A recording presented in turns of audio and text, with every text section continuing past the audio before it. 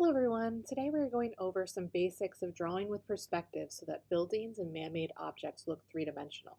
In Procreate, open your stack and create a new screen-sized canvas to follow along. If you can draw a cube in perspective, you can figure out how to draw anything in perspective, so this is how we will start, though feel free to skip ahead if you are already comfortable with this. First, I'm going to turn on a drawing guide, tap the wrench icon, go to the canvas settings, and toggle on Drawing Guide. This should add a 2D grid. I can tap on Edit Drawing Guide to adjust the grid placement. Just drag on the blue dot. Tap Done when you are finished.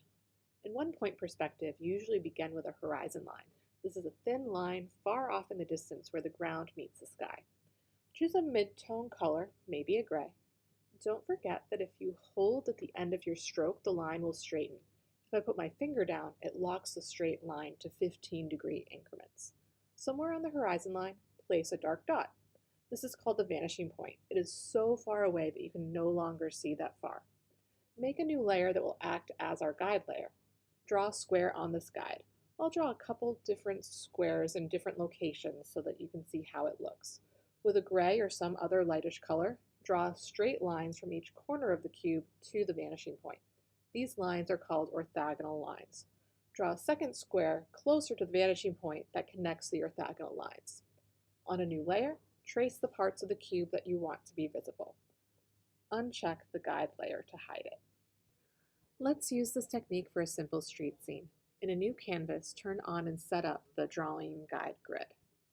Start with a horizon line and vanishing point, just like before. This will be your guide layer. Make a new layer for the road and other drawings. Draw straight lines going to the vanishing point. Now make the front side of a house. On the guide layer with your guide color, draw an X going from corner to corner. Add a line going straight through to find the top of the roof. Add the orthogonal lines going to the vanishing point. Draw the back side of the house connecting the orthogonal lines together. Notice the back should be parallel to the front. Trace over any orthogonal lines that make up the sides of the house. Draw windows and doors normally on the front side. For the side, draw the orthogonal lines for the tops and bottoms of any windows and doors first.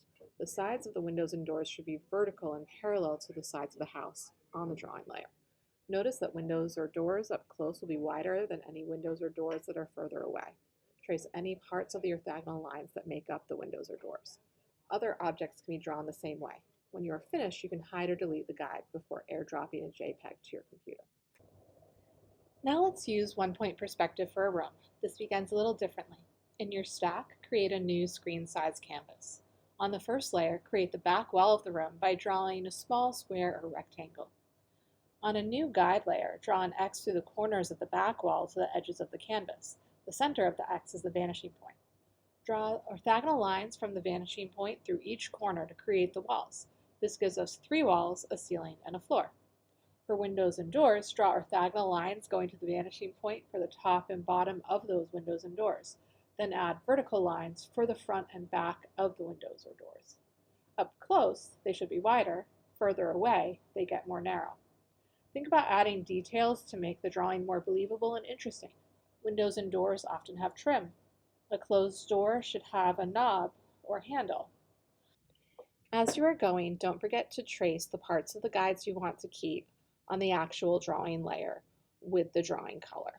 The threshold might connect like this, especially if the floor is a different material in each room. If this is a doorless entryway, I might add a line going to the vanishing point to show where the back wall meets the floor. For any furniture, draw the front view or even a side view of the object. The sides should be parallel to the walls. The top and bottom should be parallel to the floor and ceiling. Like always, use orthogonal lines going to the vanishing point for the sides of the furniture. The back side should connect the orthogonal lines and is always parallel to the front. When you finish, trace the lines you want to keep on a drawing layer. If you haven't already turned on the drawing guide, take a moment to do so now. Click on the wrench icon, go to Canvas, and toggle on Drawing Guide for the 2D grid. On the guide layer, draw orthogonal lines going from even increments using the grid as a guideline, going back to the vanishing point to find the sides of the tiles or wood floor going back towards the wall. These can be traced on the drawing layer as far as the floor. For a wood floor, stagger horizontal lines for the ends of the floor planks so that the planks are different lengths and start and end at different points. They should look bigger up close and smaller in the distance. For a classic tile floor, on a guide layer, draw a diagonal line going from the front corner of the floor to the opposite corner of the back wall. Back on the floor layer, draw horizontal lines for the front or back of the tiles wherever the diagonal line intersects an orthogonal line. These should all be parallel. Drag to fill alternating squares as needed for a classic tile floor look. When you are finished, you can hide or delete any hand-drawn guides. Now let's move on to two-point perspective. With two-point perspective, you are drawing at an angle instead of drawing straight on. This is a little more complicated but often looks more accurate. Like it sounds, there are two vanishing points on opposite sides. The perspective often looks better the further away the vanishing points are from each other. If the vanishing points are too close, the perspective might look too extreme. Again, let's start with a cube. Create a new screen size canvas. Let's use a drawing guide from the start this time. Tap the wrench icon for the menu, and under Canvas, turn on Drawing Guide. Under Drawing Guide, tap Edit Drawing Guide. Change from 2D grid to perspective. Tap two vanishing points on opposite sides of the canvas. Drag and drop the blue dots or nodes to reposition as needed. Tap on the node for an option to delete it. I recommend keeping assisted drawing off. Tap Done when you are finished with any other customizations. On a new layer, draw the front corner of a cube. Anything on the left side will angle towards the left vanishing point, so the orthogonal lines go to the left. Anything on the right side will angle towards the right vanishing point, so the orthogonal lines go towards the right. The back of the cube should be parallel to the front. The top and bottom left actually angle to the right vanishing point. The top and bottom right angle to the left vanishing point. On a new layer, trace the parts you want to keep, uncheck any hand-drawn guides to hide them. Let's move on to a simple outdoor scene with two-point perspective. From your stack, create a new screen size canvas and pinch to zoom out.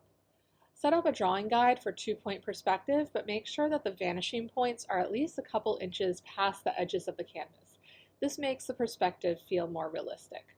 For roads, draw the boundaries going to one vanishing point or the other.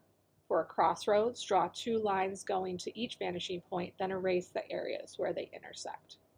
Always start with the front corner of a house or building. Just like the cube, draw each side by making orthogonal lines towards the vanishing points. Even without the vanishing point visible, you can draw between two guidelines to find the correct angle.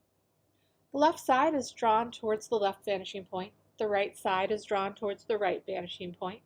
The back sides angle towards the opposite side's vanishing point. To find the center for the roof line, make an X going from corner to corner on one side. Straight through the X, parallel to the sides, make a vertical line, stopping wherever the top of the roof will be. Connect from the top of the line to the top corners of that side. From the point of the roof, draw the roof line towards the opposite vanishing point. Add in the back of the roof parallel to the front. Erase any unnecessary lines inside the house. For windows and doors, keep the sides vertical and parallel to that first corner. Orthogonal lines for the top or bottom go to the vanishing point on that side. Repeat as needed for other objects, always starting with the front corner. Always make sure to trace parts of any hand-drawn guides that you want to keep, then hide or delete the guides. Now we'll work with two-point perspective to draw a room. From your stack, create a new screen size canvas. Set up a drawing guide for two-point perspective again, still making sure to keep the vanishing points out of the canvas. Draw a vertical line for the back corner of the room. For the right side of the room, make orthogonal lines coming from the left vanishing point to the corner. For the left side of the room, make orthogonal lines coming from the right vanishing point to the corner. For windows and doors, keep the sides vertical and parallel to that first corner. The tops and bottoms of those windows or doors are angled to the vanishing point on the opposite side. The threshold of a door or entryway will actually be angled to the vanishing point on the same side. Furniture works the same way. Start with the front corner. Sides angle to the vanishing point on the same side. Back sides angle to the vanishing point on the opposite side. For a grid floor, trace the guidelines to the vanishing points on each side, but use the same increments between. For a wood floor, Trace the guidelines to the vanishing points on one side. Stagger the divisions of the planks angled to the opposite vanishing point. Trace anything you want to keep and then hide the guide layer or erase the parts you don't want if working on a single layer. Don't forget to close out of your stack into the main gallery view. That's it for today.